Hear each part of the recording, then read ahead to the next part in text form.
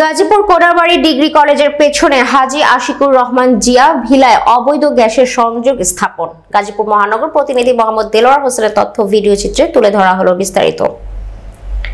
প্রায় 2 বছর ধরে কোনাবাড়ী ডিগ্রি কলেজ পেছনে হাজী আশিকুর রহমান জিয়া ভিলায় অবৈধভাবে গ্যাসের সংযোগ দিয়ে হাতিয়ে নিয়েছে কয়েক লক্ষ টাকা। আশিকুর রহমান জিয়ার ম্যানেজার পিআর আলীকে জিজ্ঞাসা করলে তিনি জানান, আমাদের বাড়িটিতে কোনো গ্যাসের সংযোগ নেই। ঘটনাস্থলে পরিদর্শনে গেলে দেখা যায় প্রত্যেকটি ইউনিটের একটি করে ডাবল গ্যাসের চুলা ব্যবহৃত হচ্ছে। তিতাস গ্যাস চন্দ্রাপল্লী বিদ্যুতে অভিযোগ করে একবার লাইন উচ্ছেদ অভিযান করা হয়, কিন্তু পরের দিন সকাল বেলায় তারা নিজেরাই আবারও নতুনভাবে সংযোগ স্থাপন করে। এই আশিকুর রহমান জিয়ার নামে আওয়ামী লীগের ফ্যাসিবাদের একাধিক মামলা রয়েছে।